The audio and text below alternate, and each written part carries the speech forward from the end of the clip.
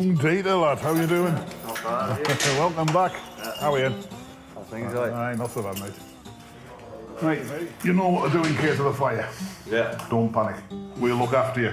Don't be drying fruit or preparing fruit for smoking. Yeah. Don't display any offensive or pornographic material on your walls. Basically, you can have boobs but no nipples, bums but no fur. And if your grandma wouldn't like it, don't do it.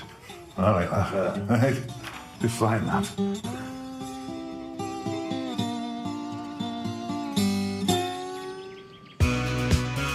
The tiny Isle of Man. Best known for fast motorbikes, generous tax breaks, and the birthplace of the Bee Gees.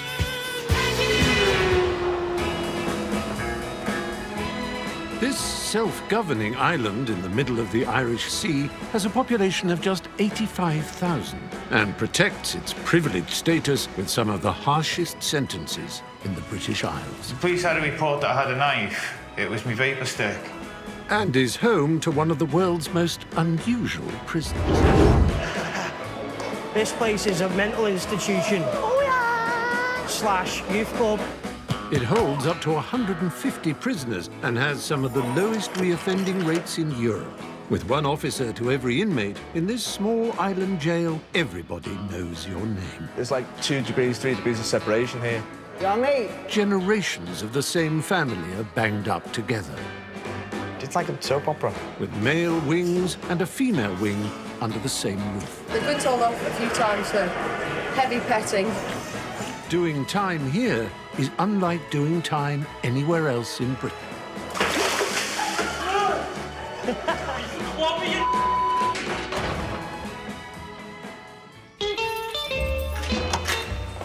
Are you all right?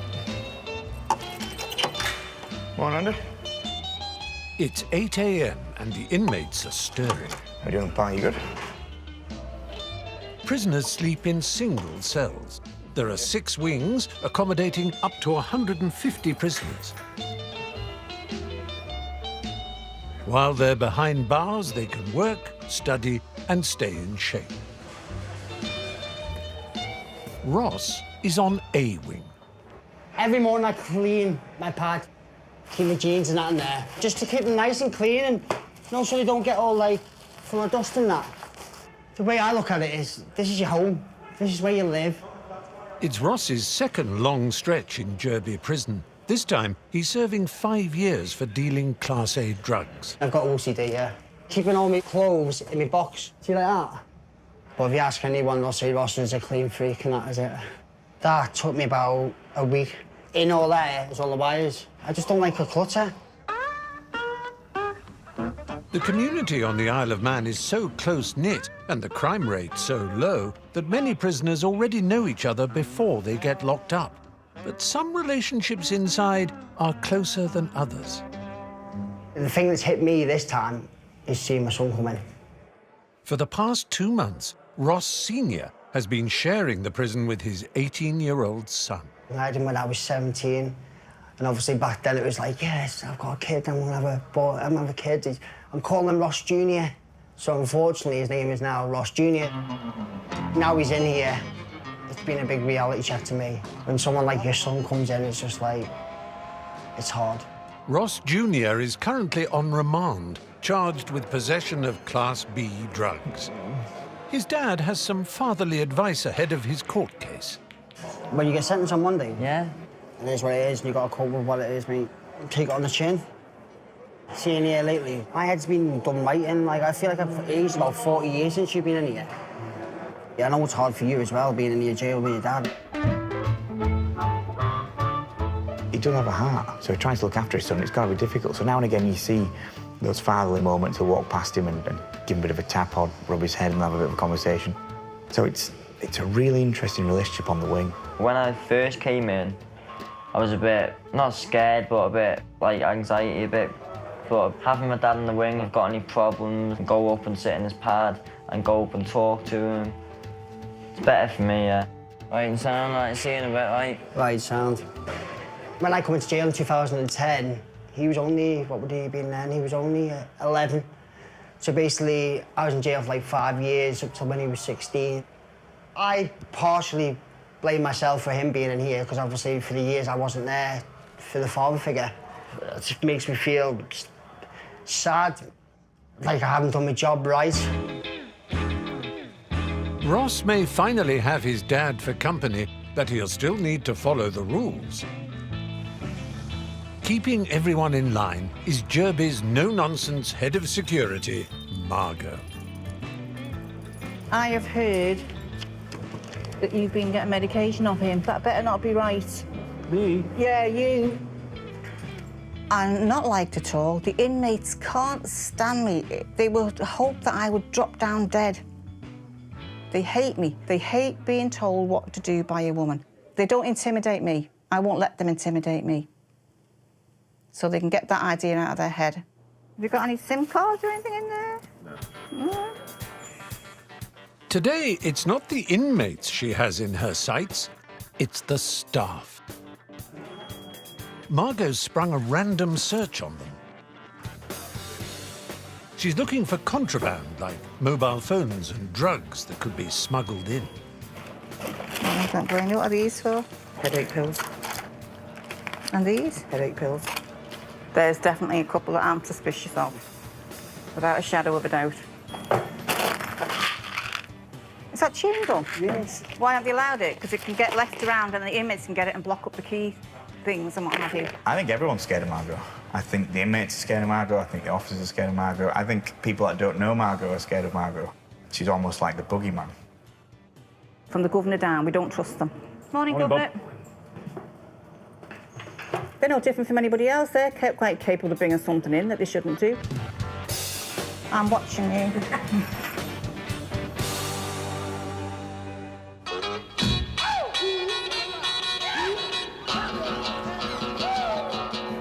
Margot trusts no one.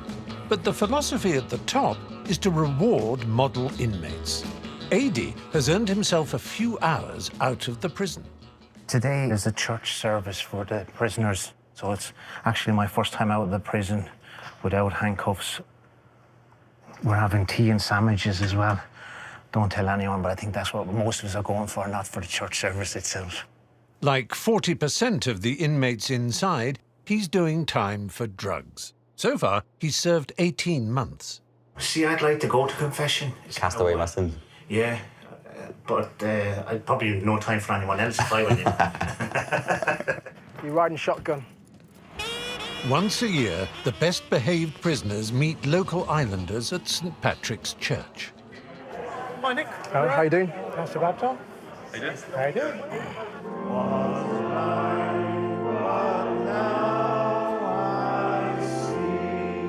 It's our community, and every one of our offenders will be going back into our community.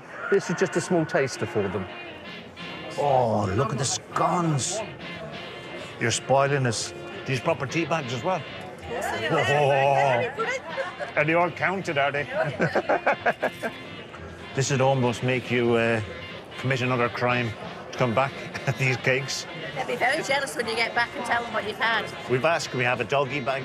They told us the tea bags are counted as well. Oh, God, yeah. I'd forgotten about that. I'm lovely tea out. I've really enjoyed it.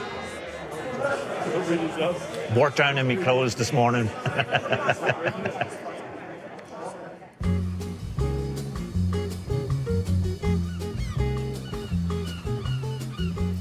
Grub's up back at the prison, too. Hi, mate. Something delicious for you at the servery. But smoked salmon and scones are not on the menu. Pepperoni pizza or a jack of potato with cheese with ravioli. The simple menu is prepared by the inmates. It's the same menu every week. Boring. It's like Groundhog Day. The soup of the day is at a parsnip. Looks like turd. Sometimes the choice is between pastry or pasty or pie, like, you know what I mean? A ham sandwich this evening, absolutely terrible. Apparently it's a lot better than English jails that we've been Well told. better, mate. There we go. Well better, mate. You know what I mean?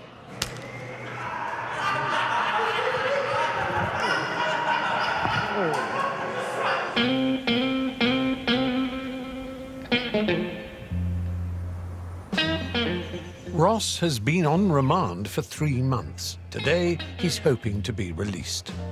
I'm ready to go. Are you ready to take me? Anytime you want. The court is in Douglas, the island's capital. Ross has already pleaded guilty to possession of 9 ounces of cannabis, but due to the amount, he's hoping he'll walk away a free man. Hopefully I get a walk today and I'll be going down into town for a nice breakfast. Here we are, just arriving at the court now. Ross might be feeling optimistic, but the Isle of Man is far tougher on drugs than the UK. Nice one. I've known them outside of courts and prison. I think he's a nice lad, so is his dad, so yeah, I just get on with him. Court 2, getting sentenced. Hopefully I won't be back out for.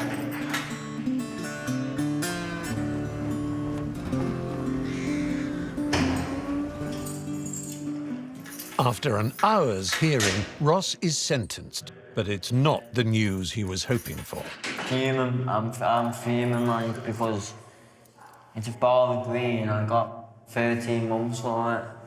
In England, you got caught with Bowling Green, you get a slap on your wrist, and you get 2 months. Because he doesn't want me going down my dad's footsteps. He's probably thinking, well, just slam him while we can. Oh well.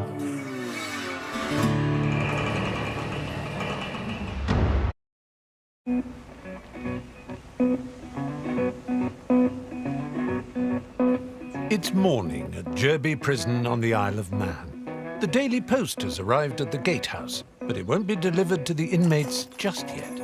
We're just waiting on Si, the dog handler, to come down, and he's going to get the dog on the post, just let him through the doors. All right, Si. Hi, Dad. We got your mail today? Yeah, we have, mate. No, it's not too much, Si. Oh, brilliant. Sport, the sniffer dog, is the first line of defence against anything illegal entering the jail. It has been known in the past that they actually impregnate the paper with different types of drugs, so all mail coming into the building is screened. Good lad, Spotty. Good boy. Clever man. It's mail done, thank you. All right, Si. Cheers. Hey. It's an all clear from Sport. But Darren has to check the contents of every letter for other illicit items. Some people send photographs in. Now and again, you get the odd rude photograph. There has been times when people have stained the letters with body fluids. Yeah, that's happened before. Everything else that arrives into the prison comes via the shopkeeper, affectionately known as George Stalls. It's some boxes you've got it. I know, very sophisticated, very sophisticated. Today, he's picking up the weekly order forms. This is where it begins. 2 iron blues, 2 orange cordial. How much inmates get to spend depends on how well they have behaved. It's all part of the prison's carrot and stick approach. Pack of polos, 2 whispers.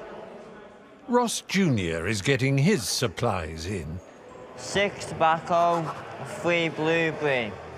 That'll do me for this week. All good. George has been at the prison for 20 years. He has complete control over what the inmates can buy from his very own tuck shop. He's got 3 Haribos, which are there, and then he's got 1 Whisper, which is also there. That's about an average, that order. Who's got down, sir? All right, George. Oh, yes.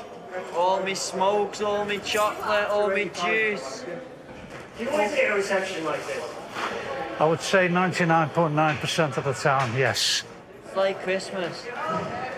Even better than Christmas. I usually only get E6. I've got a couple of pot noodles this week, though, so treating myself. Hot noodle? Yeah. Oh, man, you are healthy. Good girl. One thing George can't deliver is cigarettes. Jerby was the first prison in Europe to ban them, replacing them with e-cigs.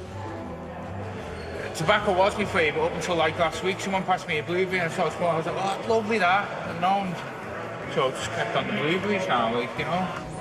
But some on the wing prefer more homemade smokes. You can either smoke e-cigs or you can smoke bananas. I've got some bananas. If you have a look under the bed there, I've got some bananas drying. Smoking anything except e-cigs is against the rules. It's driving Ross bananas. That's a banana drying out. Obviously, you can smoke that. That's not quite dry, that yet.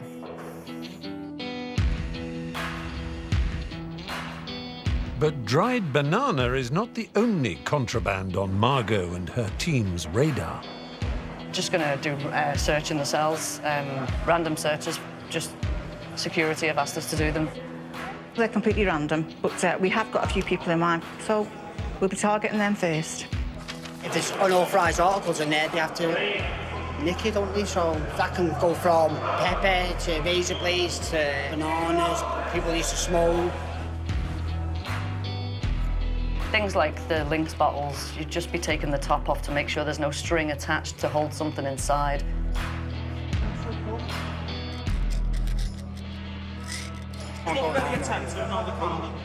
The officers have made a discovery, but it's not Ross Jr.'s banana stash, it's something in his dad's cell. I think what we may have found could possibly be a lump of cannabis. Yeah, it's just a solid lump of resin. I found it in a milk powder jug. I smell it straight away as well. That's quite a lot in prison terms, that. The drugs usually, most commonly, come in up a prisoner's back passage, more commonly known in prison as prison pocket. What you can buy out on the street, you know, for 20 quid is going to cost you at least 120 quid. In here, it doesn't matter how small or what it is, it's taken very serious in here.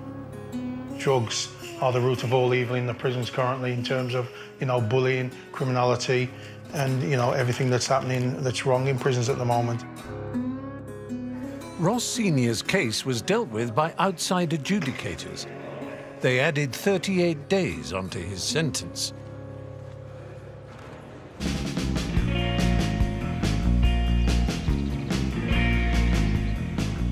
On A-Wing, just a day after finding cannabis in Ross Sr.'s cell, the officers are doing another search. Staff can smell marijuana, cannabis, whatever you want to call it, on the wings. So we decided the best thing we can do is have a lockdown and do a few cell searches. The officers have been through Ross Jr.'s cell. Ross has been taken down reception for a search because his pad stunk of weed. Wish my pad stunk of weed. Been smoking in my cell and the screws have smelt it. Dad's been nicked yesterday, so they're just on the case probably thinking I've got weed, but it's only banana skin, so it'll be all right. It does look like banana. Now, we'll have a close look. We'll get it tested with the test kits we've got.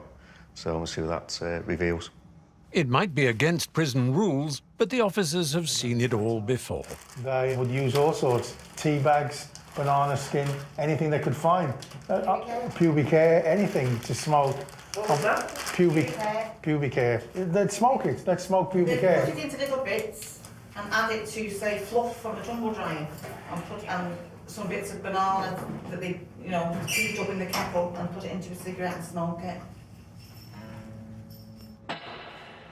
Having found dried banana in Ross Jr.'s cell, they want to see if he's been smoking anything illegal. But he's failed to provide a urine test. Should do a strip search. Another one, just been strip search. Well, we have to change it for these anyway. So. Failed to provide a test. Did you refuse? There's two blokes there staring at me and I'm trying to piss and they just come and do it. What should have is a refusal then, doesn't it? His refusal means he's been sentenced to 7 days in the segregation unit. He'll spend 23 hours a day locked up with just an hour a day of exercise. There you go. Nice one. That's where you come on exercise, because you're not allowed out there. If you do the crime, you've got to do your time. You can't not do it, but it does bother me, like, obviously. Well, it's not really a long sentence, but it's long enough to make me realise I don't want to come back. I feel a bit of a hypocrite, to be honest with you, but hopefully this might teach him a lesson, you know. all the bang up he's got to do and that, like. Junior! Come here. Come here. After 7 days, Ross Jr. is released from the SEG. If he keeps his nose clean, he could be out in just over 2 months. I need you to learn from your mistakes. At the end of the day, I've got to learn from my own mistakes first, you know what I mean? But well, hopefully when I get out, I've got my job and that lined up to go to, so... Well, that's important, yeah. You need to go straight back into work. I'll straight back into work and just try and stay out of trouble. What I want for you now, mate, basically, is for you to prove to me, more than anyone, is that you can stay out there. Not like me, come back in and out, you know. Learn from your mistakes. Not like me. Not like me.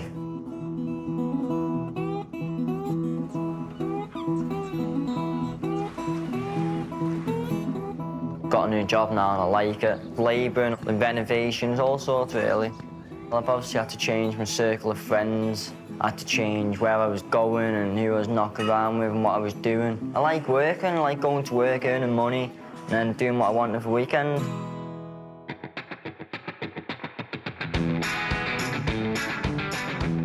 Next time, I wouldn't eat anything that was prepared by a prisoner. Margot's suspicious about the grub. They've ran their penis around the inside of cups.